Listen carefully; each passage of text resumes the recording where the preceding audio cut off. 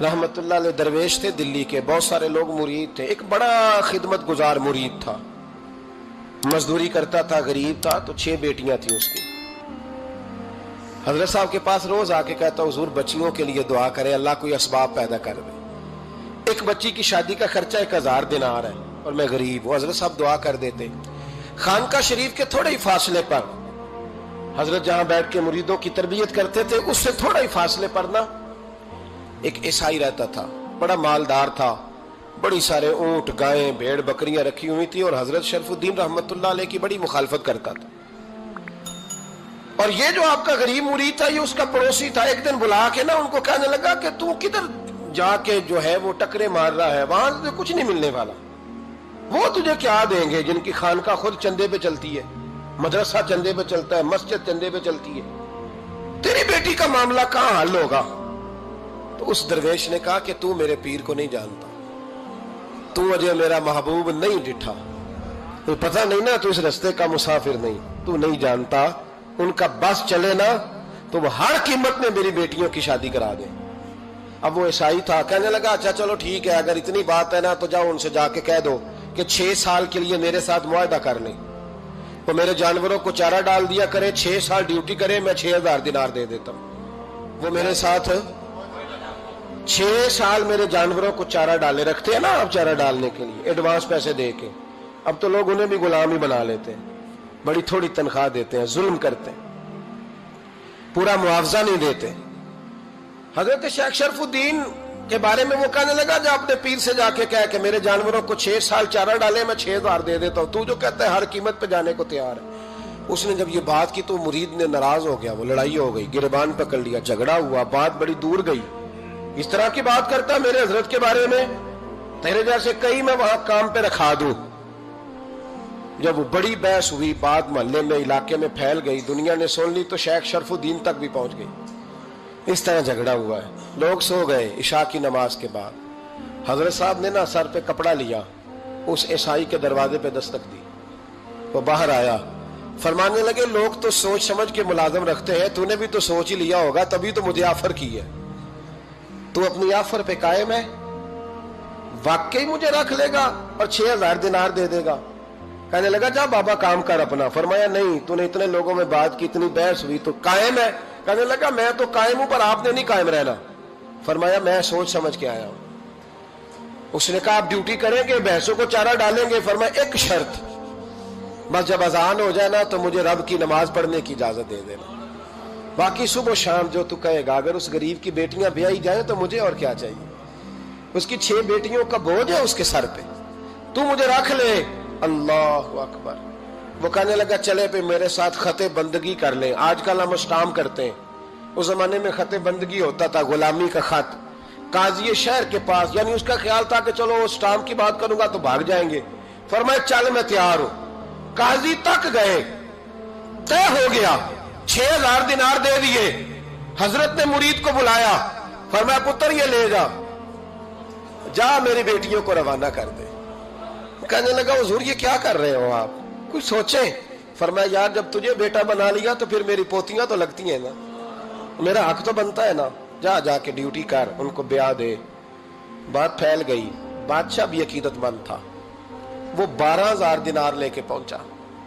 क्या बताऊं इन रब के बंदों का दिल कैसा होता है, क्या दर्द होता है, क्या रंग। 12000 दिनार लेके बादशाह आया और आके हजरत को पेश किए का हुजूर आप दें इस ईसाई को, डबल दें और जाए काम करें। आप फरमाने लगे तू पैसे दे, शर्तें ना लगा, मेरा जहां दिल करेगा मैं खर्च करूंगा। मुझे तो मजा ही अब आने लगा है, अभी तो लुत्फ आ रहा है, अभी तो जायका आया है कुछ करने का। पैसे देने हैं तो दे, पाबंदी ना लगा, जहां मेरा दिल करेगा मैं। उसने कहा हुजूर ठीक है रख ले।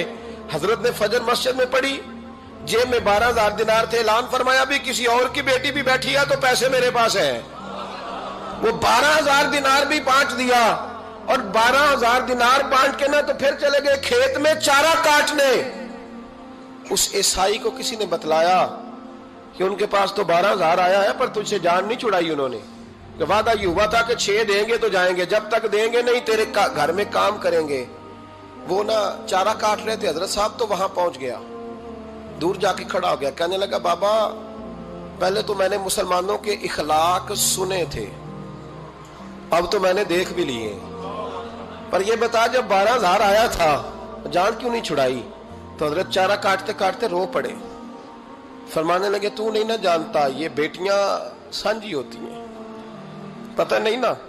میرے رسول پاک نے تو حاتم تائی کی بیٹی کے سر پہ کپڑا رکھ کے کہا تھا بیٹیاں برابر ہوتی ہیں، تو یہ نہیں پتا جب اس کی 6 بیٹیوں کی شادی ہوئی ہے میرے اندر روحانیت کتنی بڑی ہے۔ فرمایا پھر 12,000 آیا ہے تو 2-4 بچیاں پھر گئی ہیں، تو یہ نہیں پتا میں اندر سے راضی کتنا ہوں، میں تیری نوکری کرتا رہوں گا، پتہ نہیں اللہ کتنی بیٹیوں کو بیاہ دے گا۔ اتنا رویا وہ عیسائی کے پیروں میں بیٹھ گیا، کہنے لگا بابا میں نے تیری مخالفت کی ہے پر تیرے قریب آ کے پتہ چلا ہے کہ تو بہت اونچے اخلاق کا مالک ہے، اور اگر تیرا یہ مقام ہے تو تجھے اخلاق سکھانے والے محمد عربی کی شان کتنی ہوگی۔ ظالم کی بولیے جاتے نہیں لوگ جھوٹے گواہ بن کے، وکیل صاحب کو نہیں پتا ہوتا کہ یہ بندہ مجرم ہے جو میرے پاس آیا، کیا مجرموں کے وکیل نہیں ہوتے؟ بولے تو اس کو پتہ نہیں ہوتا وکیل صاحب کو کہ یہ صاحب مجرم ہے، میرے پاس مقدمہ لے کے آئے، اور اگر بے ادبی نہ ہو جائے تو میرا خیال ہے قاضی عدالت کو بھی پتا ہوتا ہے کہ مجرم کون ہے اور مظلوم۔ میرے نبی پاک صلی اللہ علیہ وسلم نے اس قدر زیادہ سختی فرمائی اس مسئلے میں، فرمایا جس کو پتا تھا کہ فلاں آدمی ظالم ہے، ظلم کر رہا، پھر وہ ظالم کا گواہ بنا یا اس نے ظالم کی مدد کی، کتنی کی؟ شارحین لکھتے ہیں چاہے اس نے ایک جملہ بول کے کی، چاہے ایک، سارے بولیے، چاہے ایک غریب کو اس نے ظلم کیا تو کہتے ہیں علاج یہ سی، چاہے ایک جملہ بول کے کی، شارحین اس حدیث کی شرح میں لکھتے ہیں ایک جملہ بول کے چاہے مدد کی، جس بندے نے کسی ظالم کی مدد کی کسی مقدمے میں یا کسی صورت میں اور اسے پتا تھا یہ ظالم ہے، میرے نبی پاک صلی اللہ تعالی علیہ وسلم فرماتے ہیں اگر اس نے مدد کی، ابھی ظالم کی بات نہیں ہو رہی، ظالم کے مددگار کی بات ہو رہی، اگر کسی نے ظالم کی مدد کی تو حضور فرماتے ہیں خدا بھی اس سے بری و ذمہ ہے، رسول بھی اس سے بری و ذمہ ہے۔ سنبھال کے رکھے اپنی نمازیں، قربانیاں، حج، زکوٰۃ سنبھال کے رکھے۔ اگر ظالموں کا مددگار ہے، الیکشن آ لینے دے، آپ کو نظر آ جائے گا کون کون ظالموں کا مددگار ہے، نظر آ جائے گا۔ اپنی جیب سے لوگ پیسے دے کے ظالموں کی مدد کریں گے، ان کے فلیکس چھپوائیں گے، بورڈ لگوائیں گے، جیبوں سے پیسے دے کے۔ ہم نے خود آگ لگائی ہے چمن میں اپنے، بے سبب گردشی ایام کو الزام نہ دو، ہم نے خود نور کا ظلمت سے کیا ہے سودا، کر کے توہین سحر شام کو الزام نہ دو۔ ظالموں کے مددگار میدان میں آ گئے، یہ چھوٹا لفظ نہیں، میرے حبیب پاک صلی اللہ علیہ وسلم نے فرمایا جو ظالم کا مددگار ہے سن لے جو سجن کے ساتھ کچہری جاتا ہے، وہ یاد رکھے جو دوست کا گواہ بنتا ہے، وہ یاد رکھے جو کہتا ہے میں مانگی گیا تھا، مجھے بلایا گیا تھا قبضہ چھڑانے کے لیے کسی غریب بیوہ کی جائیداد پہ، وہ سن لے تو مدد کر کے نہیں آیا، تو خدا کے ذمے سے نکل گیا ہے۔ رسول پاک نے فرمایا تیرا میرا تعلق ختم ہو گیا، تو ظالم کا مددگار ہو گیا، پھر تو کہتا میں بے چین ہوں، میں بے قرار ہوں، میں آزمائش کا شکار ہوں، پلٹ کے دیکھ تو صحیح تیرا گناہ کتنا بڑا ہے۔ میرے نبی پاک صلی اللہ علیہ وسلم کا ایک اور فرمان سن لیں، ابن ماجہ ابو داؤد میں موجود ہے، اس حدیث کو آپ نے یاد کر لینا ہے، کر لیں گے انشاءاللہ، سارے کہیے انشاءاللہ، کر لیں گے یاد۔ حضور صلی اللہ علیہ وسلم نے فرمایا اگر تو ظالم کی مدد کرے گا نا، یہ لفظ دل کی تختی پہ لکھ لینا، یہ مکافات عمل ہے، مکافات عمل دنیا، ادھر کرو گے تو ادھر بھرو گے۔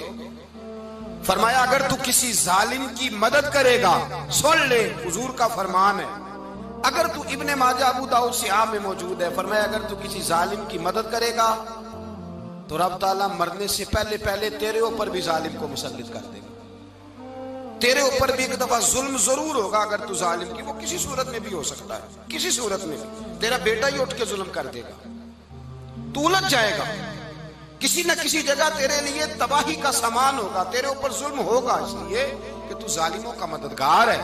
چاہیے یہ تھا کہ تو مظلوم کی مدد کرتا، انسانی ایمانی یقین کا فریضہ سر انجام دیتا، تو ظالموں کا مددگار ہو گیا۔